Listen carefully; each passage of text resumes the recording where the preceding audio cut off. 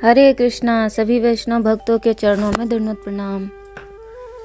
श्रीमद् वाल्मीकि रामायण का 10वां भाग हमने सुना, उसमें श्री सीताराम विवाह। तो हम कथा को आगे बढ़ाते हुए चलते हैं आज 11वें भाग में। मंगल भवनय मंगलहारी द्रहु सो दशरथ अजर बिहारी दीन दयाल विरज संभारी हरहु नाथ मम संकट भारी। श्री राम जय राम जय जय राम। सिया राम मैं सब जग जानी करहूँ प्रणाम जोरी जुग पानी।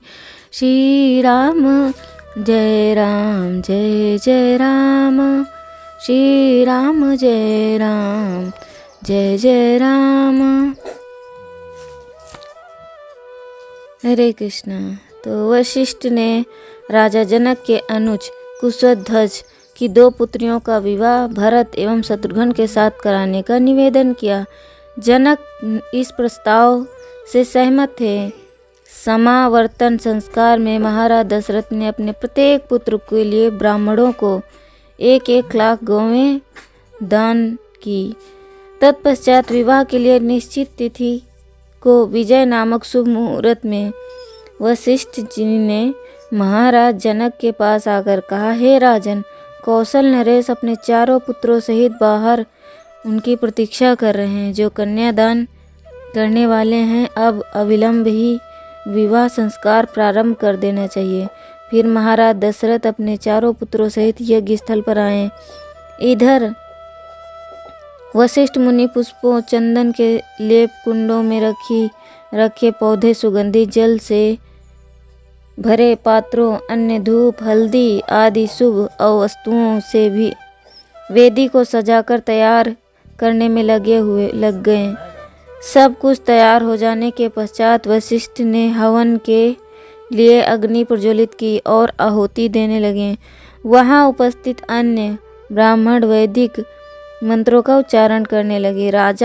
तब राजा जनक सीता को मंडप में लेकर आए और उन्हें राम के पार्श्व में बिठाया। भावुक होकर कांपते हुए स्वर में जनक ने कहा, हे कुलीन राजकुमार, यह मेरी पुत्री सीता है। कृपया आप इसका हाथ लेकर इसे अपने जीवन संगिनी के रूप में स्वीकार करें। सीता सभी पवित्र गुणों की खान है। यह जीवन भर आपके प्रति समर्पित रहेगी। आपकी छाया की भांति आपकी विश्वास पात्र बनकर रहेगी। तब गंधर्व गाने लगे, अप्सराएं नृत्य करने लगे, स्वर्ग से पुष्पवृष्टि होने लगी एवं दिव्य नगाड़ों की ध्वनि के मध्य राजा जनक ने भाग्य की देवी सीता का हाथ भगवान राम को दे दिया। तत्पश्चात राजा जनक ने लक्ष्मण को उर्मिला, भरत को मांडवी और अंत में शत्रुघ्न को सुतकीर्ति का हाथ सौंपा। तत्पश्चात चारों भाइयों ने अपनी अपनी नवविवाहिता पत्नियों का हाथ लेकर 3 बार अग्नि की परिक्रमा की। फिर उन्होंने राजा जनक एवं ऋषियों की भी परिक्रमा की।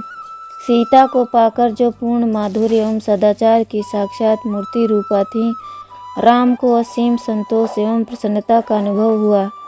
उसी प्रकार सीता को भी अपने प्रियतम राम को पाकर अपूर्व आनंद हुआ, जो उनके हृदय के स्वामी थे एवं सौंदर्य, बुद्धि, वीरता एवं श्रेष्ठता के प्रतीक थे।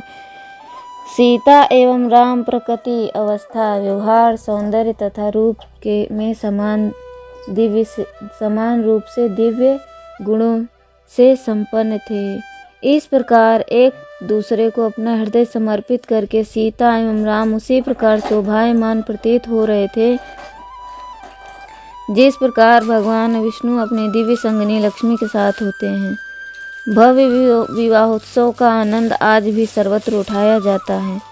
भगवान ने कृपा पूर्वक स्वयं एवं प्रदर्शित किया कि स्त्री पुरुष सफल विवाह का आनंद ले सकते हैं जब वे भगवत सेवा के उद्देश्य से संग करें।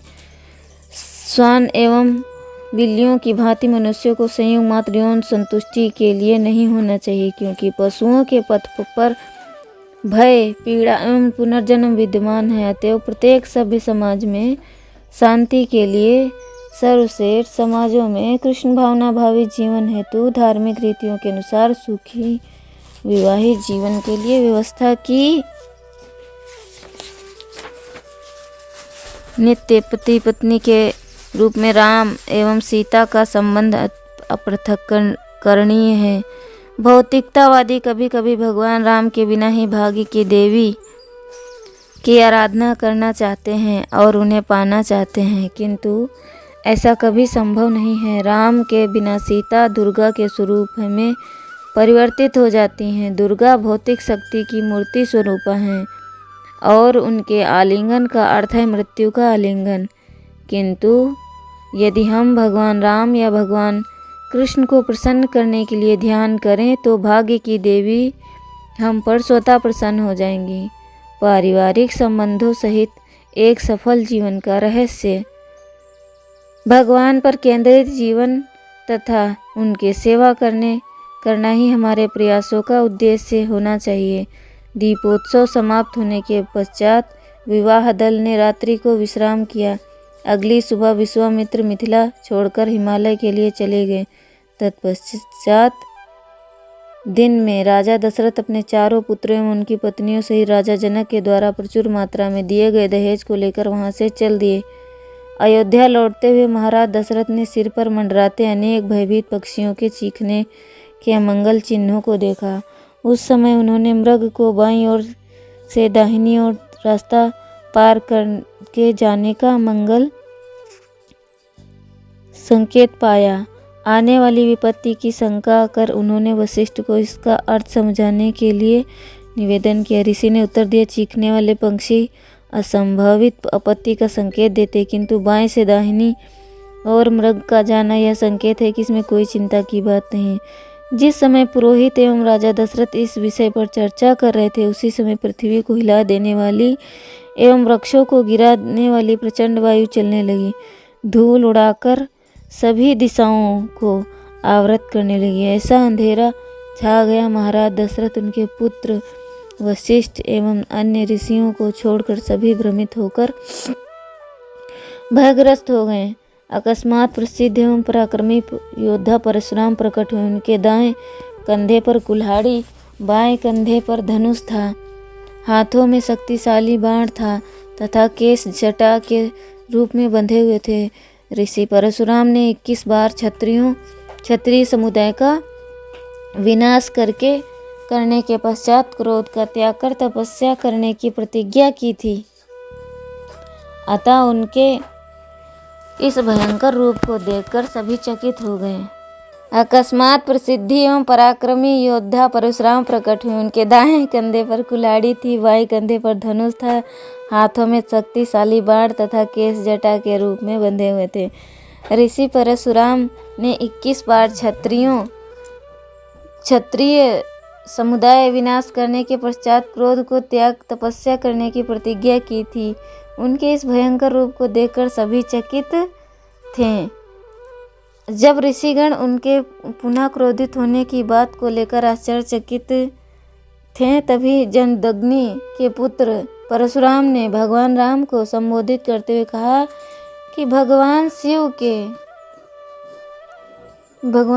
के धनुष को तोड़कर तुमने निश्चय ही वीरतापूर्ण कार्य किया है,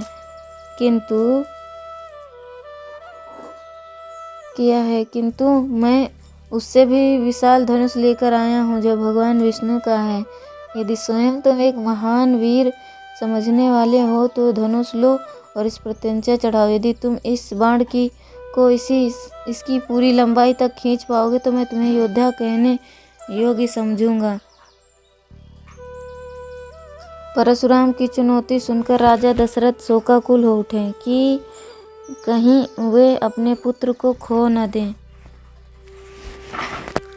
कांपते हुए स्वर से राजा ने निवेदन किया कि हे ऋषियों में श्रेष्ठ परशुराम,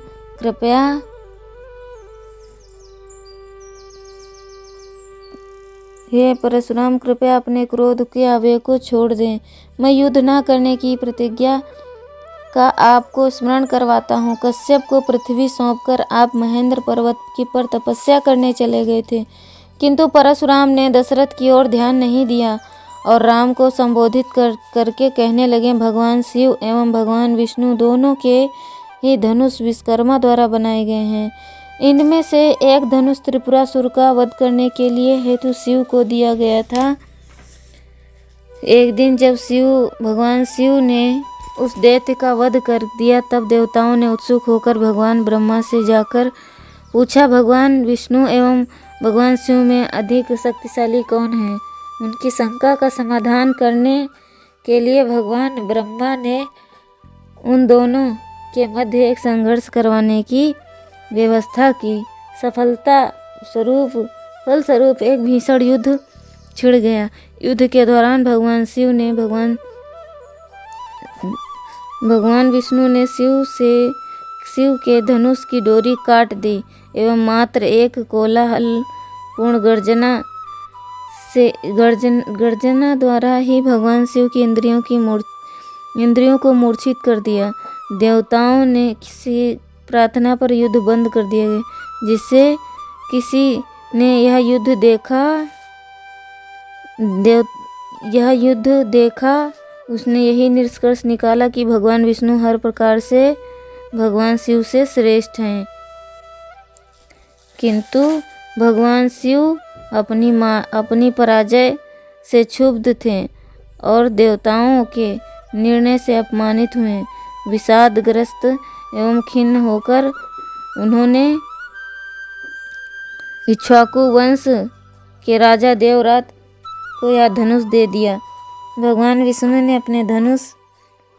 अपना धनुष महान मुनि ऋचिक को दे दिया। तत्पश्चात उन्होंने उसे अपने पुत्र जगदम्नि को दे दिया, किंतु वो मेरे पिता जगदम्नि ने इस धनुष का कभी प्रयोग नहीं किया, क्योंकि उन्होंने अपने प्रति किए गए हित का प्रतिकार न करने की प्रतिज्ञा की थी।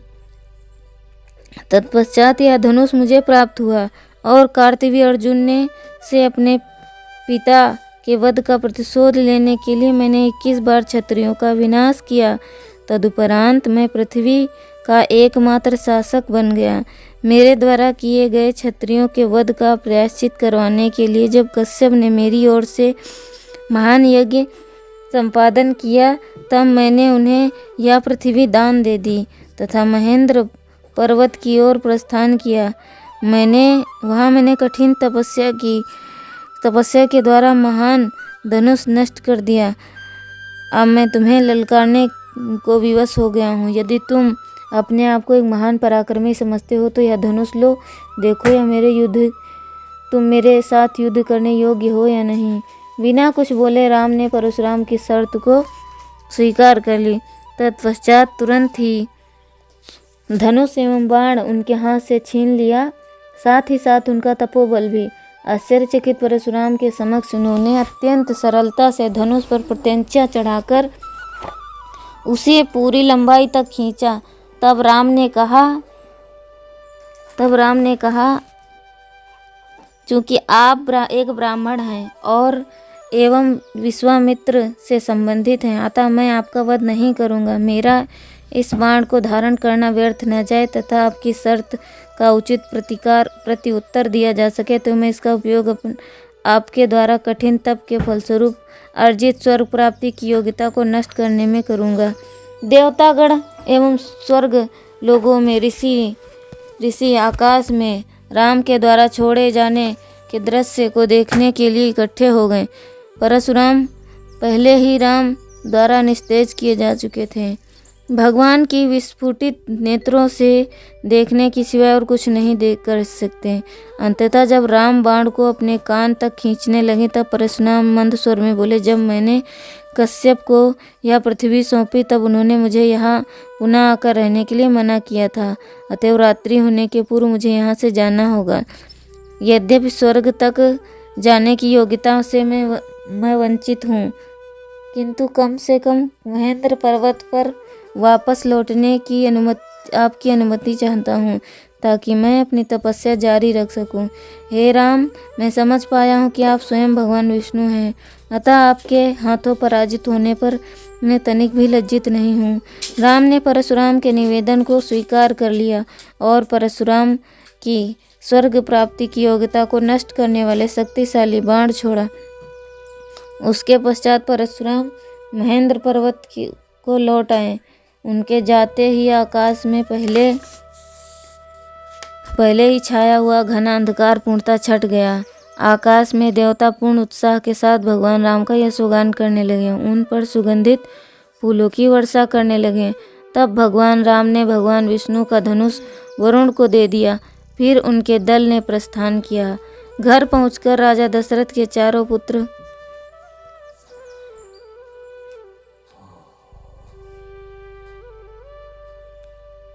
अनेक प्रकार के मंगल कलश घर घर सजाकर बनाए गए थे। श्री रघुनाथ जी की पूरी अयोध्या को देखकर ब्रह्मा आदि सब देवता सिहाते हैं। उस समय राजमहल शोभित हो रहा था। उसकी रचना देखकर कामदेव की भी मन मोहित हो जाता। मंगल शकुन मनोहरता रिद्धि सिद्धि सुख सुहावनी। जनु छाह सब सहज सुहाए, तनु धरि धरि दशरथ ग्रह छाए। देखन हेतु राम भय देहि, कहूँ लालसा होई ना केहि। और सब प्रकार के उत्साह आनंद मनो सहज सुंदर शरीर धर धर कर दशरथ जी के घर में छा गए। श्री रामचंद्र जी और सीता जी के दर्शनों के लिए भला कहिए किससे लालसा ना होगी। जूथ जूथ मिल चली सुहासिनी, निज छवि निरदहि मदन विलासिनी। सकल सुमंगल सजय आरती, गावहि जनु बसु बहुबेश भारती। सुहागिनी स्त्रियां झुंड के झुंड मिलकर चली और अपनी छवि से कामदेव की स्त्री रति को निरादर कर रही। सभी सुंदर व मंगल द्रव्य एवं आरती सजाए हुए गा रही थी, मानो सरस्वती जी ही बहुत से वेश धारण करके गा रही हूँ। भूपति महल कोलाहल होई, जाई न बरनि समौ सुख सोई। कौसल्यादि राम महतारी, प्रेम विवश तन दशा विसारी। राजमहल में अंदर आनंद के मारे शोर मच रहा है। उस समय का और सुख का वर्णन नहीं किया जा सकता। कौशल्या जी आदि श्री रामचंद्र जी की सब माताएं प्रेम के विशेष हुए होने से शरीर की सब सुध भूल गईं। दोहा दिए दान विप्रहा विपुल, पूजी गणेश पुरारी। प्रमुदित परम दरिद्र जनु, पाई पदारथ चारि। मेरे प्रभु राम जय जय राम, सियापति राम जय जय राम। मंगल भवन मंगलहारी, द्रौसो दशरथ अजर बिहारी। दीन दयाल विरज संभारी, हरौ नाथ मम संकट भारी। गणेश जी और त्रिपुरारी शिव जी का पूजन करके उन्होंने ब्राह्मणों को बहुत सा दान दिया। वे ऐसी परम प्रसन्नता हुई मानो अत्यंत दरिद्री चारों पदार्थ पा गया हो। मोद प्रमाद विवश सम माता, चलहि न चरण शिथिल भय गाता। राम दरस हित अति अनुरागी, परिछिन साजु सजन सब लागी। विविध विधान बाजने बाजे, मंगल मुदित सुमित्रा साजे। हरद दूब दधि पल्लव फूला, पान पूंग फल मंगल मूला। अक्षत अंकुर लोचन लाजा, मंजुली मंजरी तुलसी विराजा। छूटे पुरट घटस सहज सुहाए, मदन सकुन जनु नीड बनाए। सगुन सुगंध ना जाहि बखानी, मंगल सकल सुजाहि सब रानी। रचिया रति बहुत विधाना, मुदित करहि मंगल कल मंगल गाना कनक थार भरी मंगल ही। कमल करिन लिए मात चली मुदित पर छिन करन। पुलक पल्लवी गात मेरे प्रभु राम जय जय राम। सियापति राम जय जय राम। राजमहल में आनंद के मारे शोर मच रहा है और उस समय का और मुख का वर्णन नहीं किया जा सकता। कौशल्या जी आदि श्री रामचंद्र जी की सब माताएं प्रेम के वश में होने से शरीर की सुध भूल गईं। गणेश जी और त्रिपुरारी जी का पूजन करके उन्होंने ब्राह्मणों को दान दिया। वे ऐसी प्रसन्न हुई मानो अत्यंत दरिद्र चारों पदार्थ पा गए हों। मुख और महान आनंद से विवश होने के कारण सब माताओं के शरीर शिथिल हो गए। उनके चरण चलते नहीं। श्री रामचंद्र जी के दर्शन के लिए वे अत्यंत अनुराग से भरकर परछन का सब सामान सजाने लगीं। अनेकों प्रकार के बाजे बजते थे। सुमित्रा जी के आनंद पूर्वक मंगल साज सजाए। हल्दी दूध दही पत्ते फूल पान और सुपारी आदि मंगल की मूल वस्तुएं तथा अक्षत चावल अखुएं गोरोचन लावा तुलसी जी की सुंदर मंजरियाँ सुशोभित हैं। नाना रंगों से चित्रित किए हुए सहज सुहावने सुवर्ण के कलश ऐसे मालूम होते हैं मानो कामदेव के पक्षियों ने घोंसला बनाए हों।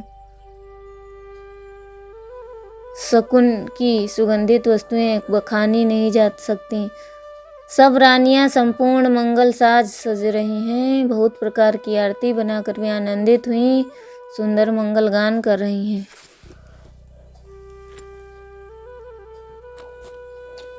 सोने के थालों में मांगलिक वस्तुओं से भरकर अपने कमल के समान कोमल हाथों में लिए हुए माताएं आनंदित होकर परछन करने चली। उनके शरीर पुलकित पुलकावली से छा गए। धूप धूप धन नभु में चुक भयऊ। सावन घन घमंडू जन उठायऊ। सुरतरु सुमन माल सुर बरसहि।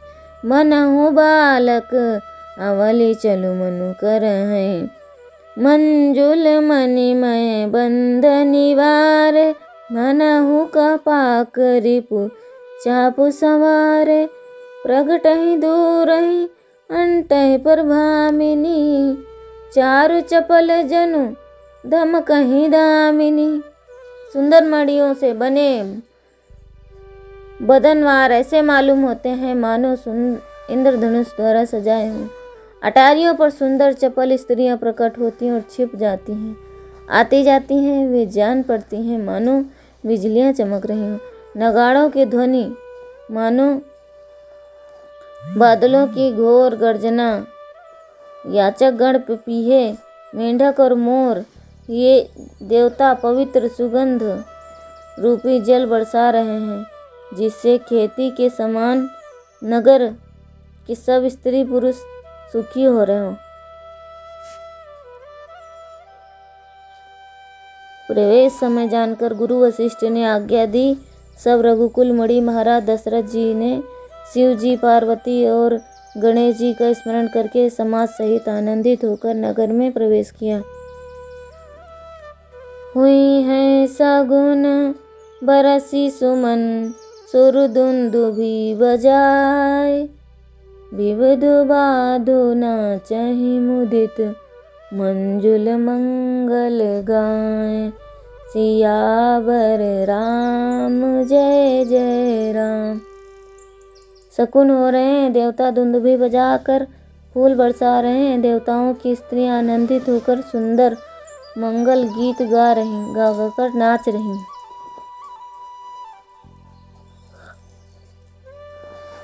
मगध सूत भाट चतुर नट तीनों लोकों के उजागर सबको प्रकाश देने वाले प्रकाश स्वरूप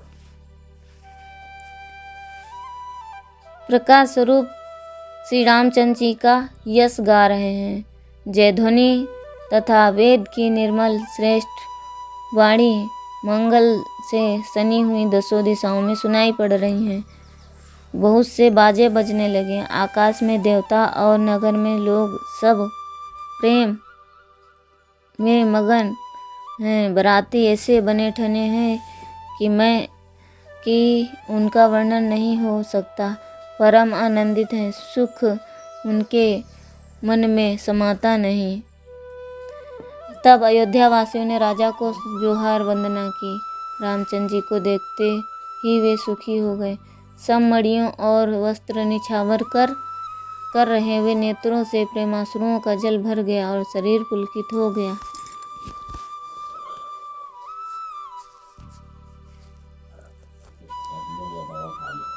देखी श्याम सुमृदु मंजुल गाता, कहाँ इस प्रेम वचन सब माता। मारग जाति भयावनी भारी, कहीं विधि तात ताड़का मारी। मुनि प्रसाद बलिला तात तुम्हारी, ईस अनेक करवरे टारी। मख रखवारी करी दूही भाई, गुरु प्रसाद सब विद्या पाई। मुनि तिय तरी लानत पग धूरी, कीरति रही भुवन भरी भूरी। कमठ पीठ पबी कूट कठोरा, नभ समाज महु शिव धन तोरा।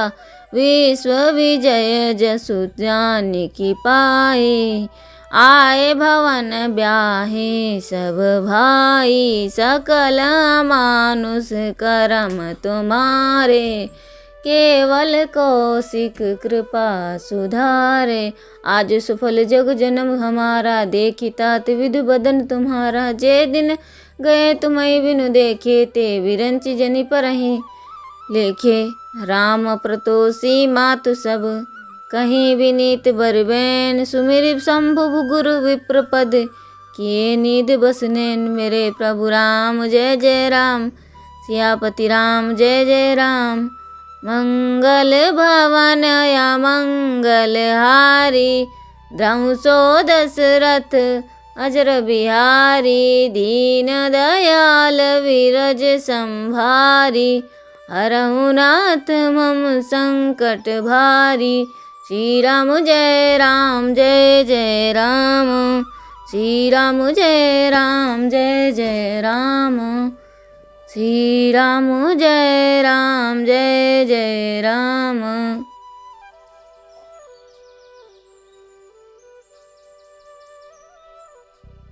राजा ने देखते ही उन्हें हृदय से लगा लिया। तदनंतर वे आज्ञा पाकर हर्षित होकर बैठ गए।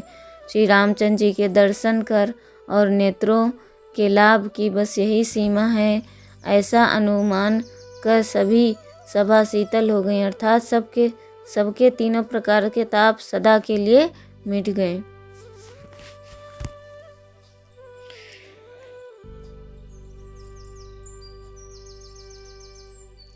बोले वामदेव सब साची, कीरत कलित लोक तिहु माची। सुनि आनंद भयो सब काहू, राम लखन और अधिक उछाहू। वामदेव जी बोले, ये सब बातें सत्य हैं। विश्वामित्र जी की सुंदर कीर्ति तीनों लोक में छाई हुई है।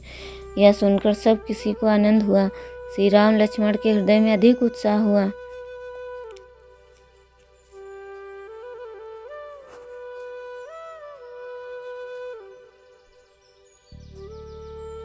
घर पहुंचकर राजा दशरथ के चारों पुत्रों अपनी पत्नियों सहित सुखी जीवन व्यतीत करने लगे। कुछ समय पश्चात कैकेयी के पुत्र एवं भरत तथा शत्रुघ्न के मामा राजा युधाजित अपने भांजों को अपने संग रहने का निमंत्रण देने के लिए अयोध्या आए। अपने दोनों भाइयों के कैकेयी राज को चले जाने के पश्चात राम अपने पिता एवं तीनों माँओं की सेवा में ध्यानपूर्वक लग गए। राम राज्य के प्रशासनिक कार्य इतने उत्तरदायित्व तथा बुद्धिमानी से करते थे कि प्रजा उनसे स्नेह करने लगी। सीता एवं राम के आपसी प्रेम में निरंतर वृद्धि होती रही। एक दूसरे के गुण एवं रूप में आबद्ध दोनों एक दूसरे के प्रति पूर्णतः समर्पित थे। हृदय की वास्तव में सौंदर्य अवतार सीता स्वयं भाग्य की देवी लक्ष्मी थी। वे राम के हृदय को भली भांति पढ़ सकती थी। उनके पति को सदैव प्रसन्न रखने के लिए सीता दृढ़ प्रतिज्ञ थी। वे स्त्रियोचित मर्यादा एवं पवित्रता का प्रतीक थीं। इस प्रकार का आचरण करते हुए उन्होंने शीघ्र ही भगवान राम के हृदय को जीत लिया।